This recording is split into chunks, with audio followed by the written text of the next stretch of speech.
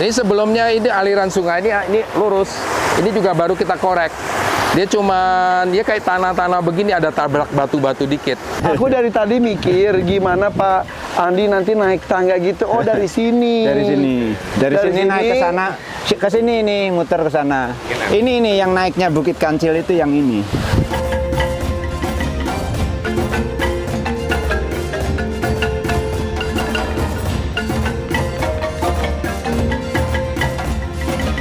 Wah, Masya Allah, ya Allah.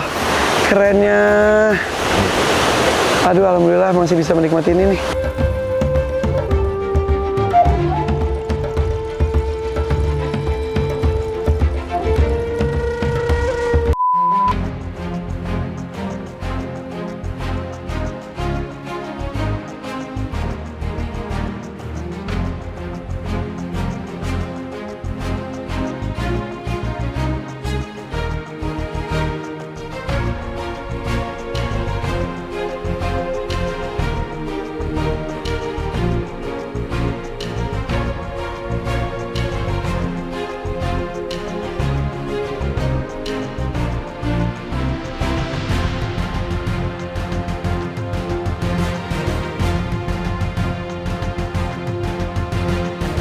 Jadi kan di awal kan sempat dibilang pada saat masuk aviari, inspirasinya adalah Dakim Aviari.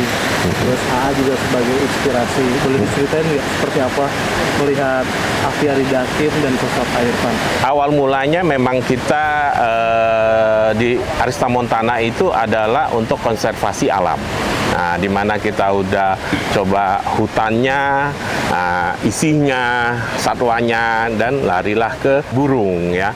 10 tahun yang lalu kita udah coba untuk feeding. Kita coba tidak menggunakan sangkar. Kita feeding burung, kita kasih makan, diharapkan burung-burung tersebut lama-lama akan ke sini gitu.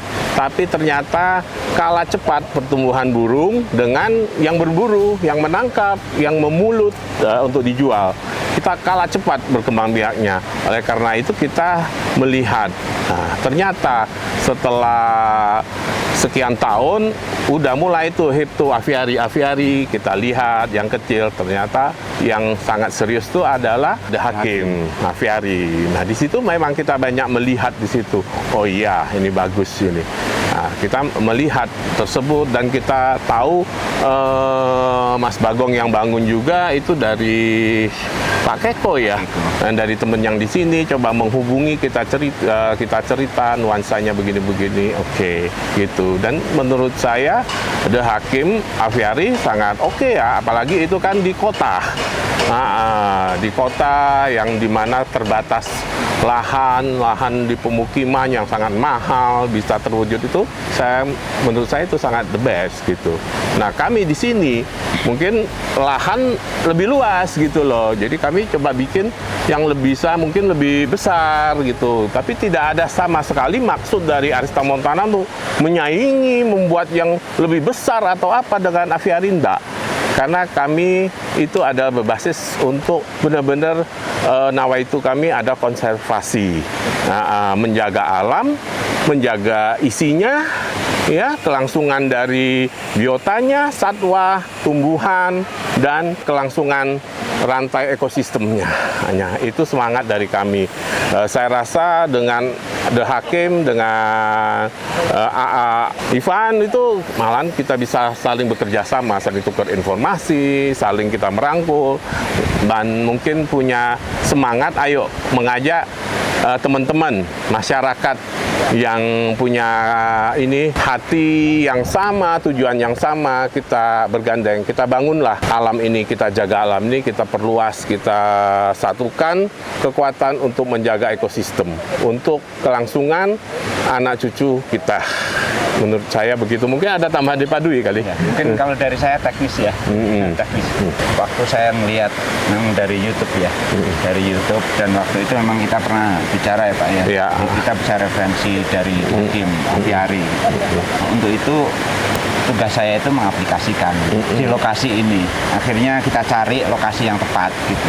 Bahwa di sini ini sebenarnya kalau mau dibuat hutan ya ini sudah hutan gitu. Tapi karena memang kita punya tujuan yang lebih dari hutan gitu. Dari hutan ini artinya kalau hutan ya nanti burung bisa terbang ya kan. Nah dari cita-cita yang tadi disampaikan Pak Andi, akhirnya ini memang perlu dibuat kurungan yaitu aviari kan gitu. Nah secara teknis struktur saya sudah melihat dari konstruksi dari Hakim Aviari. Dari situ saya aplikasikan di sini. Ternyata memang untuk struktur kalau di sana kan dom dengan ini tumpul ya. Kalau di gunung saya kira kalau model seperti itu agak kurang kuat, agak goyang pasti. Nah dari situ saya coba lebih sempurnakan lagi. Saya kasih yang bentuknya seperti itu ya, yang melingkar. Lebih ergonomis. Iya. Dari segi kekuatan itu dari segala arah, tetap dari segala arah ini rigid gitu kuat. Apalagi kita kalau lihat kontur yang di sini ini variatif, ada yang tinggi, ada yang rendah gitu kan. Ya kita nggak banyak merubah di sini, hanya kita bagaimana caranya agar ini tidak longsor. Nanti pada saat ditanam juga tumbuhan bisa tumbuh kan gitu. Sebenarnya yang di sini buat ini kita membuat untuk usernya adalah burung. Nah, apa yang diperlukan burung itu kita buat di sini. Kali ini kan sebenarnya bukan untuk kita, untuk burung. Cuma ya itu nanti diperlukan untuk burung juga. Dari sisi kita juga bisa melihat mereka berkembang karena kita juga pelihara gitu. Dengan tujuan yang memang kita memelihara burung berkembang biak di sini agar lebih nyaman. Gitu. Nah, nanti di sini ada rumah pohon ini, di dalamnya ada kamar ya, ada kamar dan ada library, ada perpustakaan. Nah, Kecil lah, ya, itu perpustakaan kecil. Ya, kecil. Itu kita khususkan untuk buku-buku tentang alam, tentang satwa, khususnya misalkan burung di sini, satwa yang hidup di sini. Oke, buat saudara-saudara kita ya, rekan-rekan, teman-teman yang suka berburu. Saya juga dulunya memang suka berburu, tapi saya udah lama meninggalkan hal tersebut. Gitu. Biasa waktu masih kecil, masih muda, mungkin kita senang-senang menembak burung, tapi ini udah lama saya meninggalkan hal itu dan istilahnya sudah insaf, sudah sadar. Toh kita hanya untuk kesenangan. Padahal Tuhan Allah menciptakan makhluk hidup itu ada maksudnya, bukan untuk kita bunuh. Nah, biarkan kita bisa hidup berdampingan. Nah, mengenai nanti dia hama atau bagaimana kalau nanti dia banyak, itu udah hukum alam. Pasti akan ada yang regenerasi, ada yang meninggal lagi, ada yang mati, nanti akan ada yang baru. Jadi bukan untuk kita yang mengeksekusi gitu. Jadi teman-teman, ayo kita sama-sama bergandeng tangan, kita coba kembalikan alam ini, ya kita jaga bersama. Kita lindungi burung-burung supaya anak-anak cucu kita tuh masih bisa menikmati. Jangan sampai habis langka nanti bingung apa itu. Seperti kancil. Kancil tuh saya yakin banyak sekali anak-anak yang zaman sekarang ya, zaman istilah sekarang tuh apa, Gen Z, zaman now sekarang tuh saya rasa banyak yang nggak pernah melihat kancil sesungguhnya ya, hanya dengar cerita. Kancil yang cerdik, kancil nyolong timun Pak Tani gitu ya. Ya itu. Nah di sini saya lagi berusaha mengumpulkan dan mengembangbiakkan kancil gitu loh. Karena yang kita riset, yang kita pelajari kelihatannya cocok, bisa untuk di layer bawah kita kancil, atasnya burung, kayaknya masih bisa deh. Kita akan coba berusaha. Yang perlu saya sampaikan, kami di sini bukan piara burung, bukan hobi miara burung gitu loh. Saya terus terang, saya selama dari kecil saya nggak pernah punya ternak burung, saya nggak suka.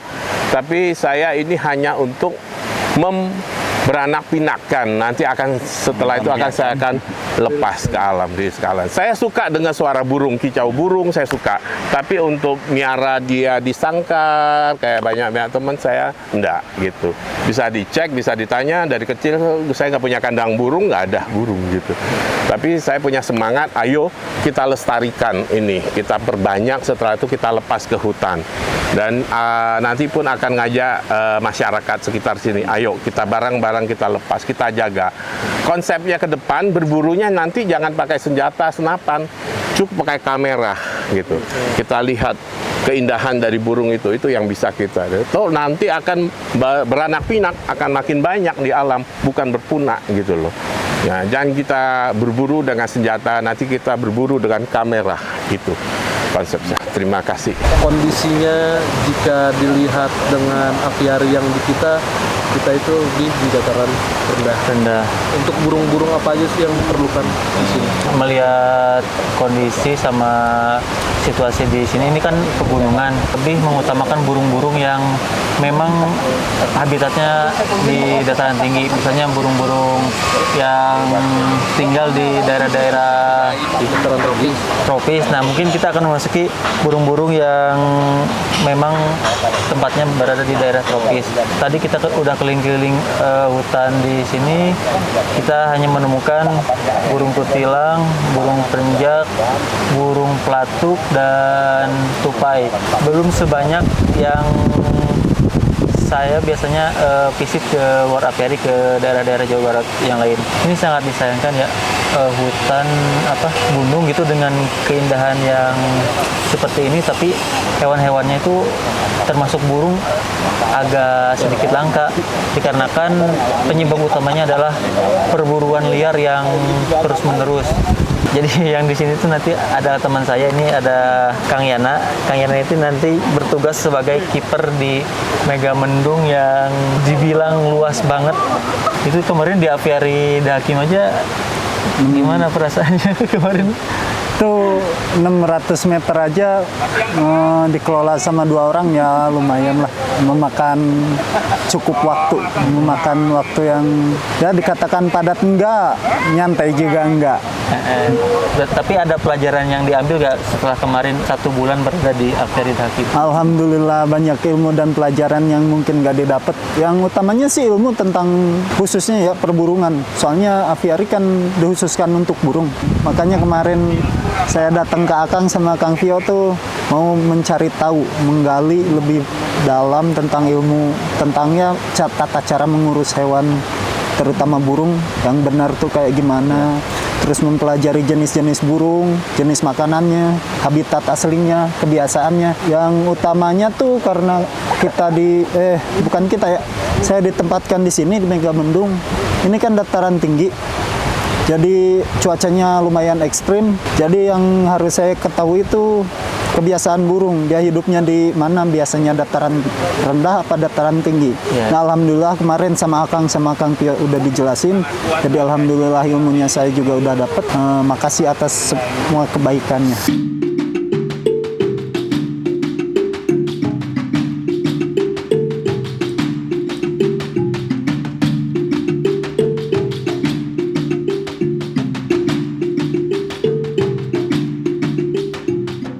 Andi, izin nyemplungin kaki.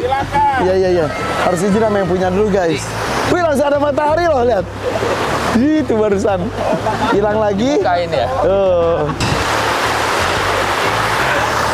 Ini keren banget sih.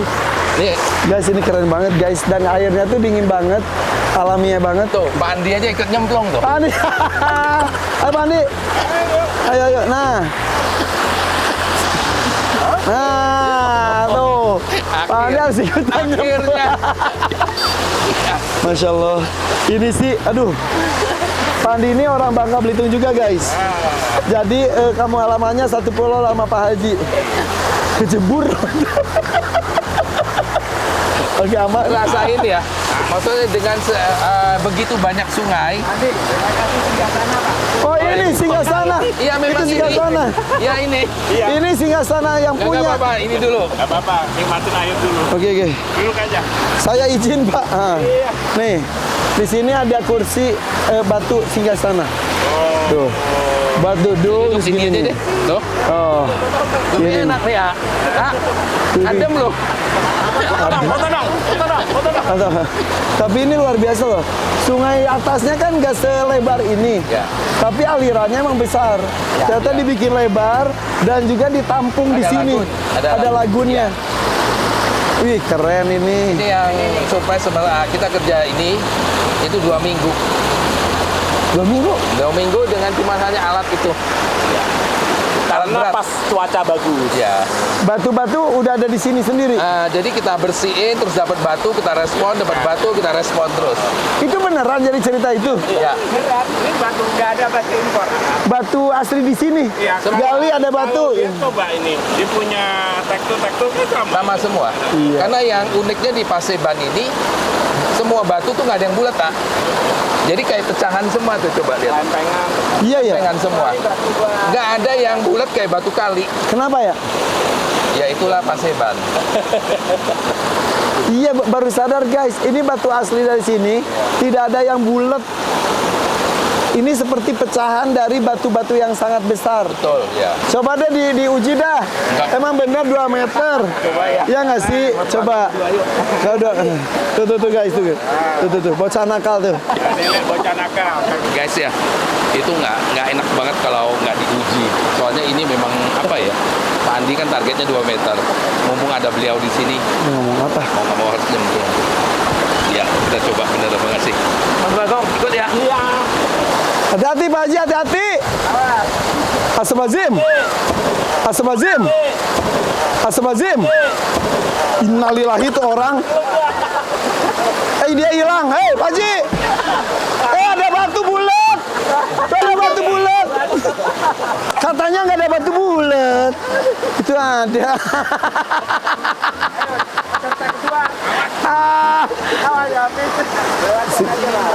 Di situ dalam banget. Astagfirullahaladzim. Iya benar 2 meter. Ih, segar banget. Aduh, pengen tapi gue nggak bawa baju.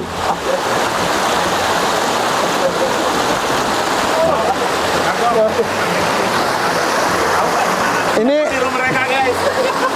ala putri mandi kok ini nih. Kita mandi aja.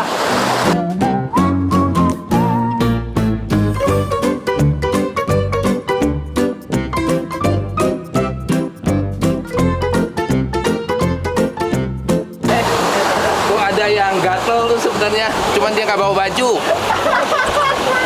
Nyesel deh dia. Gue bilang juga bawa mobil ke sini. Di mobil ada baju sih. Oke guys, selalu happy kalau bersama-sama dekat dengan alam.